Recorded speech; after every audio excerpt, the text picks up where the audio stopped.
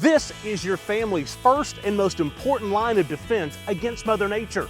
When she strikes, make sure you call the people that I trust, my family and friends at Exterior Home Solutions. Hey, welcome to the Exterior Home Solutions Extra Innings, and we about had extra innings here tonight. What a baseball game. Tennessee comes back, rallies, scores in the bottom of the ninth inning. You had just a phenomenal ball game offensively, a phenomenal ball game in terms of no quits, fortitude, whatever you want to call it, persistence. And Tennessee comes back and wins this game in walk-off fashion. Dylan Dreiling, the go-ahead, I believe they credited a double, the RBI double, and Tennessee moves on into the winner's bracket. Will take on North Carolina Sunday night at 6 o'clock local time, 7 o'clock Eastern time. So it was not all roses in this game. Pitching, for the most part, outside of Nate Snead, who kind of came in and really calmed the waters down, pitching was not good in this game. I mean, Chris Stamos got the quick hook, and that's the fourth time this year where he's got a really, really quick hook. And I mean, you could see him, frustration. Like, hey, I'm 8 pitches into this game. Like, what's the point, right? I mean, I'm with him. Like, I don't quite understand that, to be completely honest with you.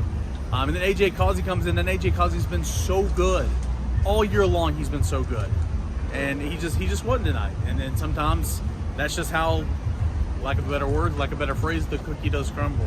And then you saw a couple other guys come in, and Aaron Combs, I did not think he was as sharp as he possibly was throughout the season. Kirby Connell gave up a run.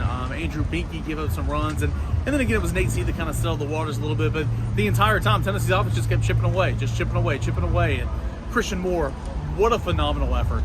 The second player ever to hit hit for the cycle in college World Series history.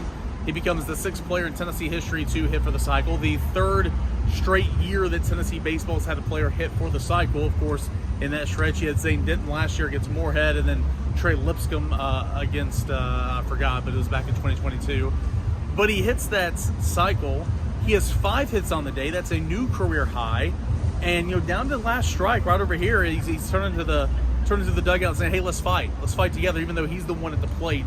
He turned around saying, hey, let's fight, we're all in this together. And to get that double, to put runners on 3rd and 2nd, of course. Before that, it was a huge wall by Cannon Peebles. Before that, it was a sacrifice fly by Dean Curley. Before that, it was the leadoff triple from Kavaris Tears.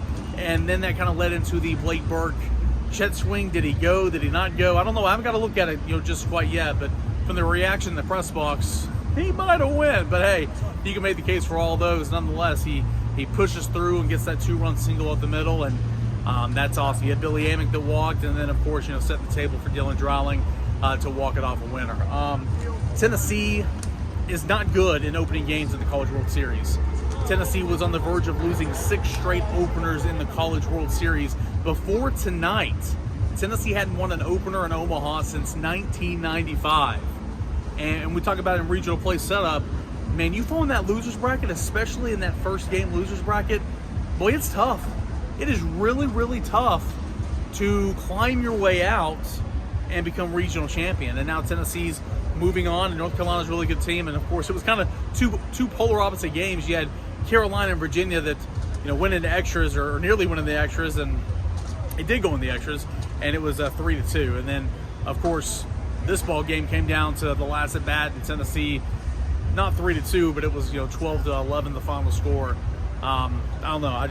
I'm scatterbrained right now. Control Alt Delete times 3 for me. So I'm going to be here working a little bit. But you get a game like that, you get a finish like that on this stage. I mean, incredible. So Tennessee's going to move on. We'll play North Carolina at 6 o'clock local time, 7 o'clock Eastern time, and it's going to be Florida State facing elimination. And talking to some of the guys out here in the tunnel, they're like, Florida State is good. Florida State is so good. I mean, that's what we said all week long, and I think Florida State's the biggest challenger on this side of the bracket. I truly do, and, well, Tennessee got off to a strong start here. So I'm going to go up and do some riding, take a day off tomorrow, go and see the scenery here in Omaha. There's a Ferris wheel back there, and, yeah, we'll be back here Sunday night against North Carolina. We'll see what Tennessee does. Appreciate you guys, as always, for tuning in. Follow along. Check out all the coverage over at VolQuest.com. From Tennessee's rallying, come-from-behind win, a walk-off winner, 12-11 over the Florida State Seminoles here in the College World Series. Appreciate Exterior Home Solutions for making this coverage possible. They've been local and trusted since 1999. Appreciate you guys, and until Sunday.